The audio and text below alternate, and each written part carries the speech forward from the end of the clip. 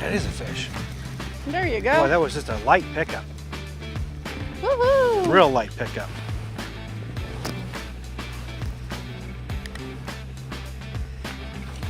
Another mad, that's a smallie. That's a smallie there. That's a good smallie. He's a little football. Football in the fall. We're catching footballs in the fall with finesse jigs. Fantastic. Fabulous.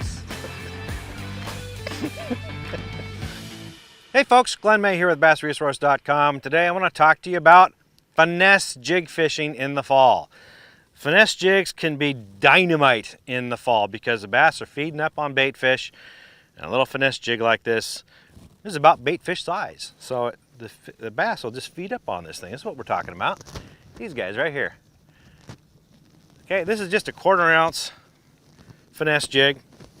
I want to talk about kind of how I rig up, what kind of gear I'm using, and then the different places and ways to fish this during the fall to catch the most bass during this time of year. So first of all, I'm using, this is a finesse type technique, so I'm using spinning outfit.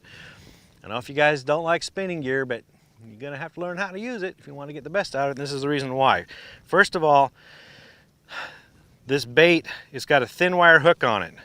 And when you've got thin wire hooks, you don't want to get too heavy on them, because if all the gear you're using is heavy duty, you can do two things. One, you can either bend the hook out a little bit and you can lose a fish, or you can literally rip the hook right out of the fish's mouth because that wire is so thin it doesn't have a big bite to it. You can lose a fish that way. So you need equipment that's all matched.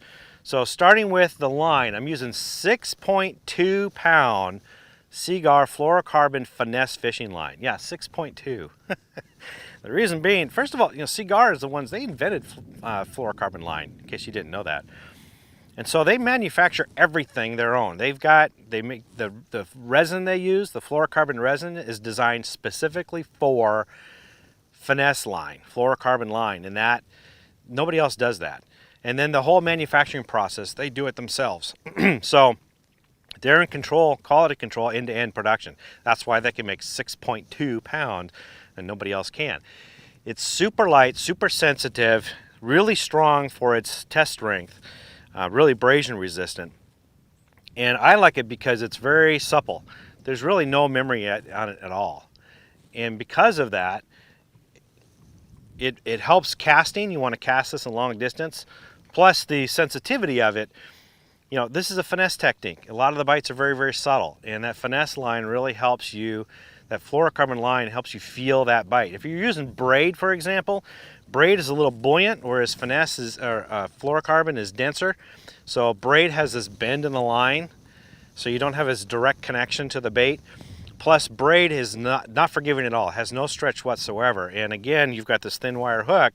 Braid's going to do all the bad things to that hook that you don't want to happen, or you're going to rip the hook right out of the fish's mouth. So fluorocarbon is it. I don't use leaders or anything like that. Just because you put a 2 or 3 foot leader on there doesn't mean you've erased all those negative attributes of braid. It doesn't work that way, guys. The stretch on fluorocarbon is a bit overrated. It doesn't stretch that much, but you need a lot of line out to have that kind of stretch, and that's what you want to absorb the shock of the fish as you're fighting it back to the boat. And here we're using a 7-foot medium light power moderate action rod, so it's going to give and bend as the fish is fighting back to the boat. It won't rip that hook out, so you need that kind of give, that springy kind of action is what you want in order to handle a big fish. And then spinning gear, it doesn't matter if you're using a super high speed reel, you don't need that. Anywhere between a 6 and 7.5 to 1 gear ratio is fine. But spinning, the drag washers are here in the face of it, which means it's got a bigger surface area. So the drag by nature is actually smoother, and that's real critical when you're fishing this kind of stuff, is that real nice smooth drag. So when the fish makes those really hard runs, it's going to play out, and you're going to keep that hook stuck in that fish. So it all works together in concert when you're fishing these finesse jigs. So that's the gear I'm using. That's how I got it all hooked up. Now let's go out and fish it. There's another one. Look at Awesome. that. This is ridiculous fishing. We like it. These fish love this finesse jig. Well, they're trying to get fat for the winter. So This is another good one. Crawdad. Look at this. It's another keeper here. Well, they're all about the same size, Look aren't at they? I swear I'm not catching the same fish over and over again. Sure does look like it though, doesn't it? That finesse jig. There you go, buddy. So during the fall, the fish they roam. They go everywhere. They're chasing bait fish. So they could be on main lake points in the morning, and they can be all the way back to the shallow part of coves in the afternoon, and all points in between, and it's not linear. They might be some midway up in a cove in the morning and then out to the main lake structure in the afternoon, and then all the way up shallow later in the day. So it's hard to find them. But this little guy will help attract any fish that are in the area because it looks just like a dying bait fish, which is what they're looking for. So what I tend to do is I kind of go through a methodical approach. I start at the entrance to bays and coves that have running water in them, fresh running water, because the bait fish are looking for oxygen-rich water. And that running water coming in, that fresh water coming into those coves brings in that oxygen. So if a cove doesn't have any fresh water coming into it, I skip it, I go to the next one. It's not that there won't be any bait fish in there, but there's more bait fish and a greater concentration of bass, therefore, in coves that have fresh running water in it. So I start on the entrances of those, on the main lake points. There's a hump or reef or maybe a creek channel right there in the entrance. I start there. I just throw this out there and let it fall all the way down to the bottom, and then I give it hops, and pretty good hops, especially in the early to mid fall. This is late summer into mid fall. As you lift it up, let it fall, and don't let it sit too long. Lift it up and let it fall again. And you're lifting it up by, not much. You're lifting it up maybe about a foot or two, maybe 2 feet. Let it fall back down and watch that line while it's falling, because a lot of the bites happen while it's falling. So pay close attention to that line. If it twitches, jumps, jerks, swims off to one side, does anything different that you didn't impart, it's probably because a fish hit it. You better set the hook. Okay, so, and I do this rather quickly. I cover a point pretty fast. Make a cast, pump the bait a couple times after it hits the bottom, and then reel up and make another cast. If I don't get bit right away, then move on. What you're doing is you're looking for fish. So as you move into the cove and and you start moving shallower and shallower, look for anything visible and cast this to it. It's weedless, so you can throw it in weeds. I look for isolated cover within weed beds, such as a rock pile or maybe a laydown, something like that. You can fish in scattered rocks, but I'm just looking for things to throw it at. This skips really well under docks. And when you're using spinning gear, it's really easy to skip. So it can be a deadly technique, especially if the fish are suspended up under docks. It's a great bait to use during that time. But I work my way through there, and at any time, if I get bit and I catch a fish, then I slow down and I work that area thoroughly, because the fish are roaming in packs, anywhere from, say, 3 fish up to 20 or more fish. And so if you catch one, there's going to be more in that area. So it's kind of hard to do that, because you're moving along pretty quickly, hitting cover and looking for fish, and then you connect, and your mind logically thinks, okay, that's the way I catch fish, so I better keep moving down the bank. Yeah, don't do that, because you just found the fish. So slow down and work it, and work that school, and you're going to catch more fish that way. Once the bite dies off, you can pick up stakes and move on down and cover more water until you find the next school. There we go. Oh, that's a better fish. That's a lot better fish. That's a keeper fish. There. That's at least a keeper. He's got a big belly on him too. Yeah, he's been eating. Wow, look at this. Right there. Big old finesse jig.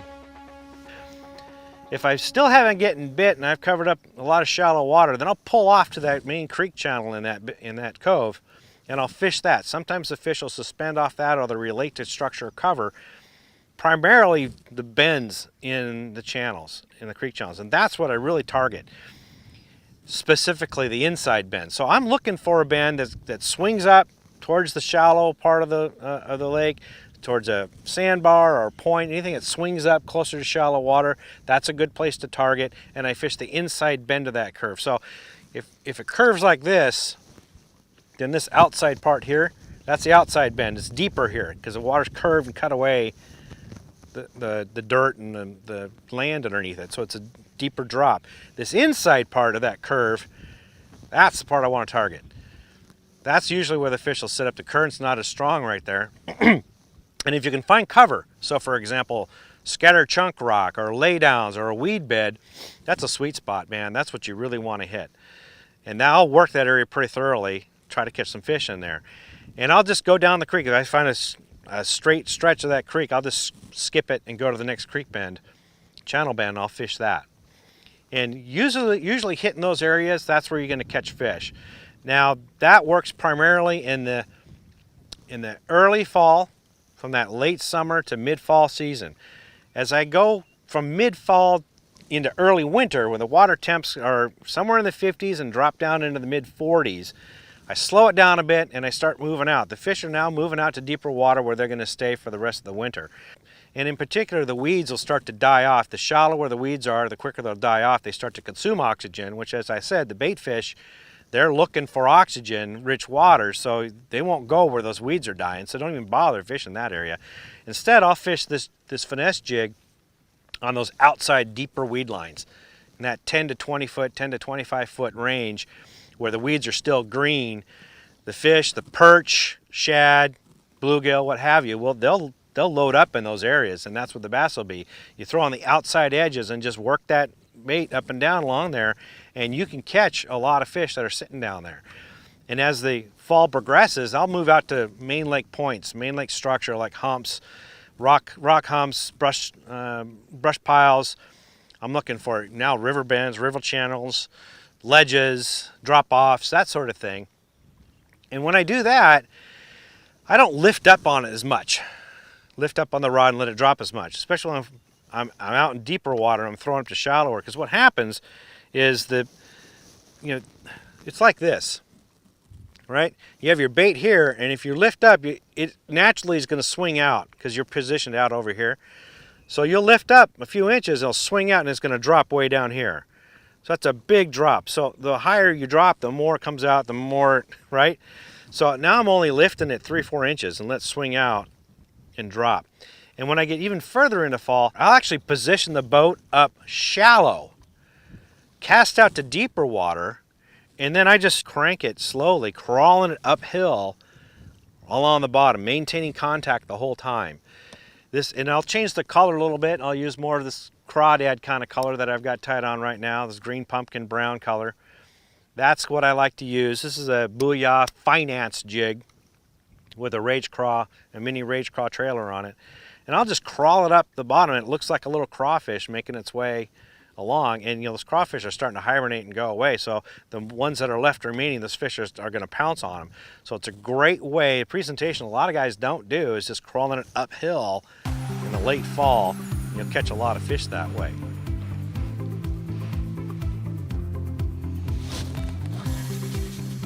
Another one.